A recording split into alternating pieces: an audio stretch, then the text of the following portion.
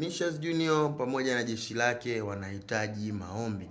Vinicius Junior na jeshi lake wanahitaji maombi pamoja na jana wakiwa wametoka, lakini mwanzoni kabisa, wakati kuna baadhi ya mechi za Brazil nilikuwa naziingizia sauti kwenye highlights, nilisema kwamba Brazil wana uwezo wa kuto kufika mbali kutokana na football ambao wanaicheza, yani namna ambavyo wanacheza mpira wao. Lakini jana kweli jambo limedhihirika, wamekuja kutoa nafasi mbili za wazi, wamefungwa magoli mawili ambayo ni clear chance mbili, na zimetumika hizo hizo kufunga magoli, japokuwa kuna chance nyingine ambazo zilipatikana hazikutumika vizuri. Lakini Erling Haaland jana alipata chance zake mbili, goli moja akifunga kwa kichwa, goli moja akifungia nje ya box akipiga bonge la shuti na kusababisha goli lengine. Bwana, jana Norway walishinda mechi yao kwa kuotea, yani waliotea wakafunga mechi yao.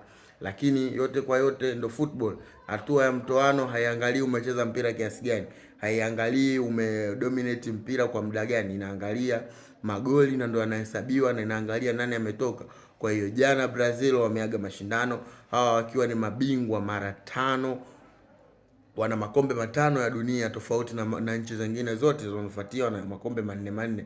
Bwana, mechi inayofuata ni Norway dhidi ya vijana wa Uingereza, watoto wa Malkia, ndo mechi inayofuata. Bwana, jana pia palipigika mechi ya Uingereza alishinda, lakini hiyo tutaiongelea vizuri baadaye.